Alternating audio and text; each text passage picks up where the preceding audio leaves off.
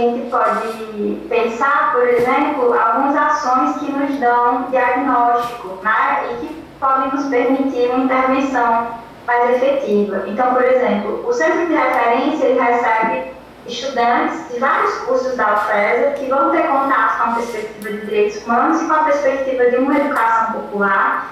E o contato com a extensão, tá? O contato com a comunidade, o contato com os grupos, com os pais de solidariedade a trabalho, especialmente movimentos sociais, aqui da localidade, da região de Mossoró e do Oeste Potiguar, eles permitem o desenvolvimento dessas aptidões críticas nos estudantes e da assunção dessas responsabilidades que acabam sendo replicadas nos outros espaços de vida dos estudantes. Isso se reflete na postura que os estudantes têm em sala de aula, isso se reflete na postura que os estudantes vão ter também na pesquisa, né, e a gente acaba fomentando essa interdisciplinaridade.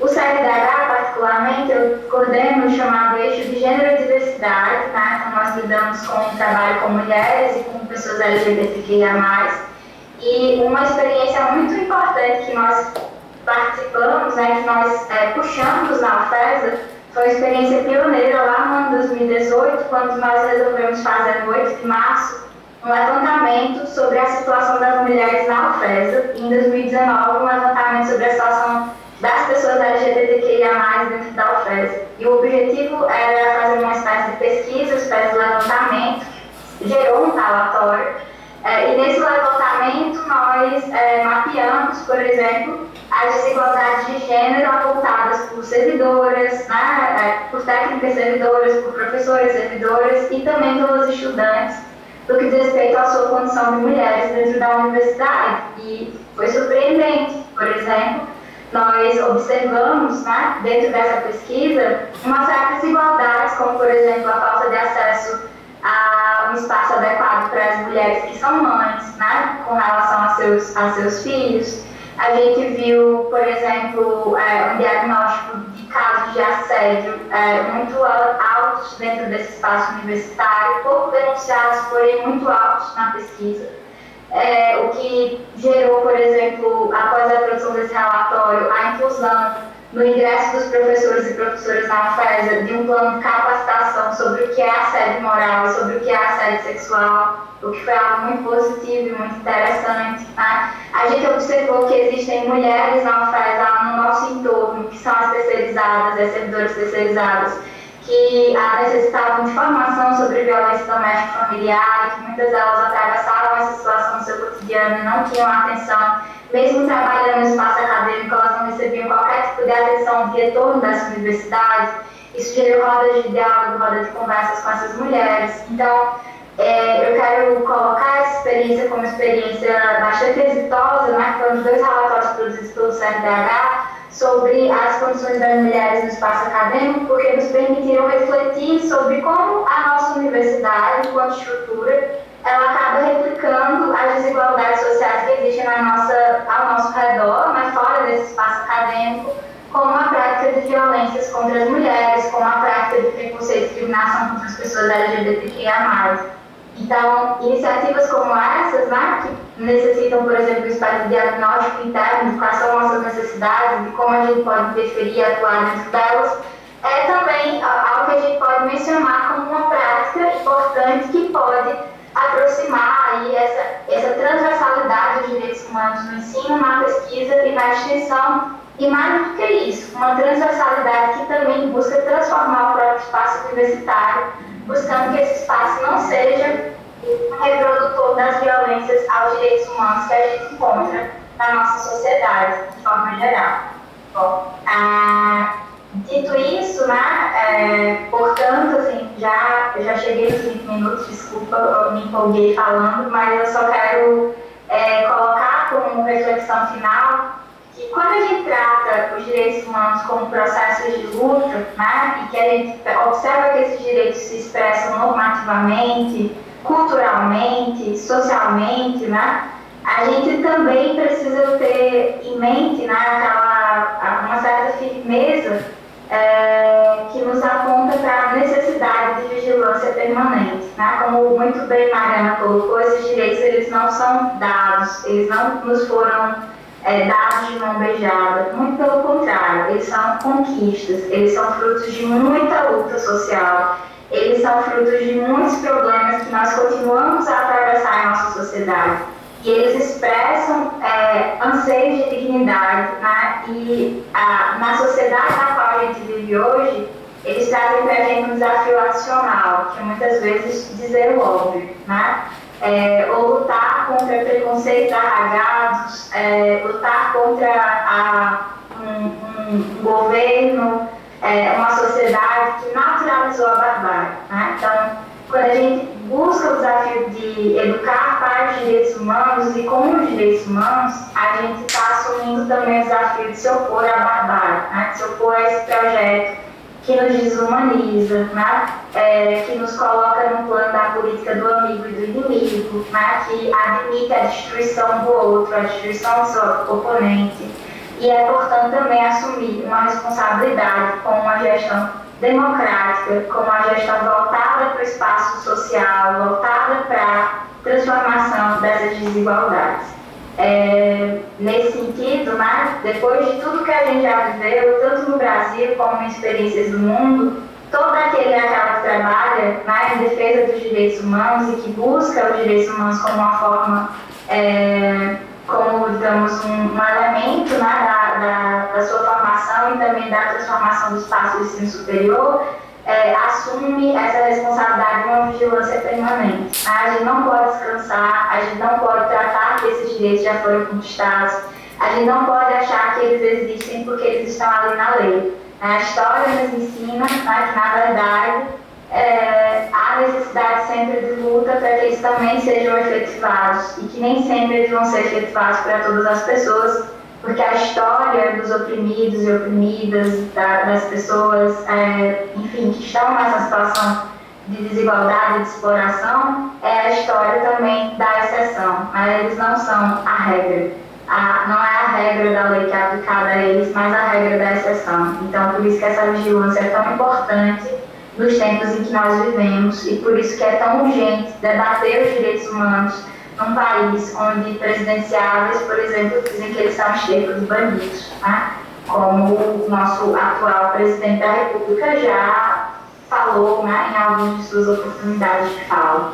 Então, com essa reflexão, né, de uma vigilância permanente da necessidade de luta, de construção de uma outra sociedade, da responsabilidade da educação como transformadora de nós mesmos e do mundo, é que eu termino e encerro aqui minha fala.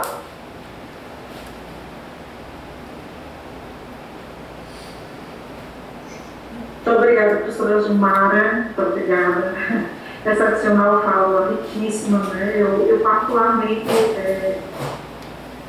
é bastante curioso, eu queria destacar, são muitas palavras-chave aqui, né? Desde a questão do diálogo, que parece ser a palavra-chave central, que une a fala das duas importantes colegas que a gente teve a oportunidade de ouvir agora, né? Mas eu fiquei muito impressionada com a quantidade de experiências concretas que as duas universidades, acho que as 3 universidades possuem esse ano, né? Tanto a UFESA quanto a UFRN como a UERN tem muitas experiências nesse sentido e experiências já em nível bastante avançado no modo de construção de políticas, né? Aqui na UFRN, o Laboratório LGBT, por exemplo, né?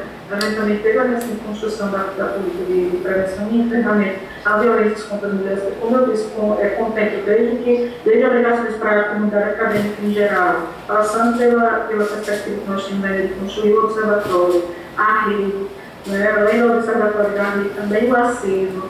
Eu achei essa ideia, professora Mariana, eu acho que a gente podia encampar pelas instituições de criar realmente um fórum de educadores em direitos humanos, onde a gente pudesse realmente potencializar tanto a transversalidade como potencializar a nossa tríade do diálogo entre ensino, pesquisa e extensão para, né, os direitos humanos. Eu acho que a indissociabilidade do ensino, pesquisa e extensão fala muito alto quando a gente tematiza direitos humanos e diversidade, porque a gente realmente precisa de uma visão ampla, de uma visão geral, então uma visão tanto necessita ser de todos, como precisa ser de cada um. E aí onde a gente sempre diz que direitos humanos não podem andar dissociados da especificação de direitos, não podem andar dissociados da diversidade, não podem andar dissociados do pluralismo, não podem andar dissociados do Estado Democrático de Direito. Então, as palavras de vocês, elas são, além profundamente tocantes de um ponto de vista de quem educa, né, quem procura fazer parte do processo de ensino e aprendizagem, como elas nos trazem também inúmeras ideias, elas inspiram e nos colocam numa posição de ação. Eu acho que é mais ou menos por aí realmente, né, que a gente precisa ter uma arrimada, que a gente precisa pensar em como a nossa ação para o futuro na educação em direitos humanos, com as suas variantes, nos mais variados cursos dentro das nossas universidades, pode acontecer. E isso, obviamente, encampado dentro da interdisciplinaridade, da transdisciplinaridade, da multidisciplinaridade. Né? Eu queria que a gente está caminhando aqui para o fim do nosso momento. Eu queria agradecer imensamente a presença dessas duas esplêndidas professoras e passar a palavra aí para uma e para outra, tanto se despedirem quanto para darem a sua palavra final de agradecimento e de, enfim, para quem está nos vendo aí no passado, para a professora Mariana e em seguida a professora Gilmar, com vocês. Bem, para mim foi maravilhoso assim, participar, ter a oportunidade de ouvir a professora Gilmar, ficar aqui refletindo, né, a partir das experiências que ela relatou. Acho que só mostra a riqueza desse tipo de momento e como a gente tem um bocado de coisa bacana para compartilhar entre as instituições. Temos até novidades que o parlamento não sentiu conforto de reportar, porque a gente não começou a executar, vamos começar agora em novembro. E eu digo, não vou dar spoiler, deixa a coisa acontecer, mas eu acho que isso do fórum, ou de outra nomenclatura, sei lá, enfim, mas a gente se juntar para debater, compartilhar e de repente tentar replicar o modelo seria muito massa. E acho que no fim as falas ficaram bem assim completinhas, eu voltei mais no ensino, a Gilmar falou muito de extensão e de pesquisa. Enfim, muito obrigada. Contem comigo sempre, eu amei. Aprendi aqui ouvindo e lendo os comentários também. Obrigada, minha querida professora Gilmar. Também, as palavras de Mariana, é um prazer imenso, né, participar dessa mesa, dividir essa mesa com Fernanda, com Mariana Siqueira. A gente já teve outras oportunidades de encontro, né, sempre muito produtivas, sempre muito especiais. E eu acredito que é louvável a iniciativa da UERN, porque, enfim, nós somos 3 universidades no estado, como o estado do Rio Grande do Norte, né? Nós temos uma responsabilidade muito grande enquanto instituições de ensino superior. O UERN são instituições parceiras, né, que são irmãs, estão uma do lado da outra, fisicamente, né, até mesmo nesse sentido. E eu acho que esse intercâmbio e essa troca de experiências entre as instituições é muito produtivo, frutífero, e a gente pode pensar as formas de aprofundar tudo isso, né? Acho que a última reflexão é pensando que essa discussão é uma discussão que atravessa toda a gestão da universidade, né? Diz respeito à política de cotas, às comissões de heteroidentificação, às comissões de diversidade, à inclusão das pessoas com deficiência, a própria construção do espaço universitário como um espaço inclusivo, né?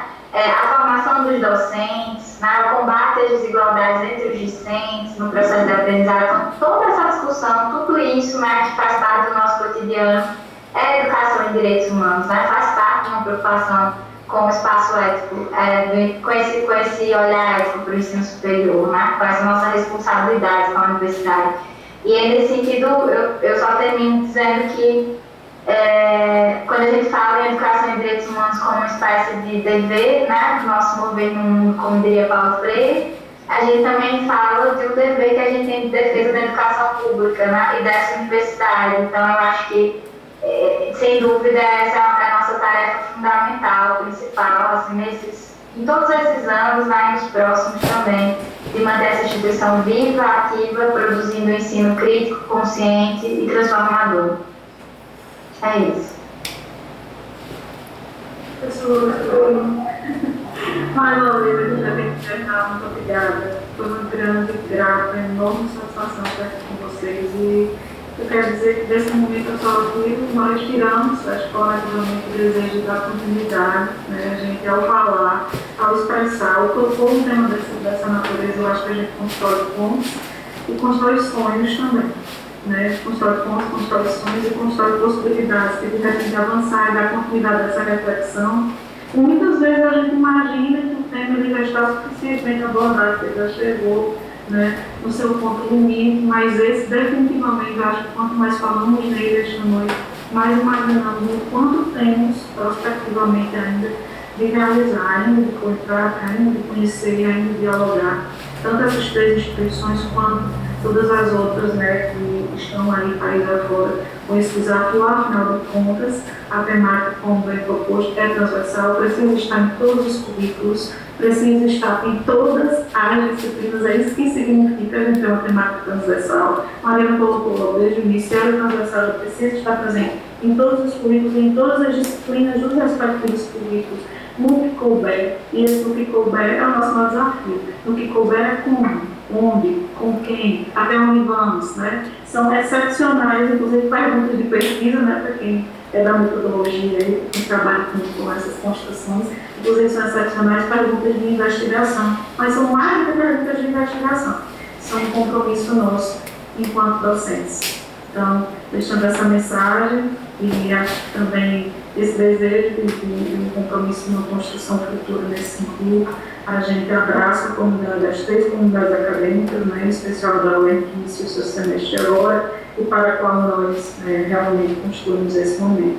Um grande abraço e até a próxima oportunidade.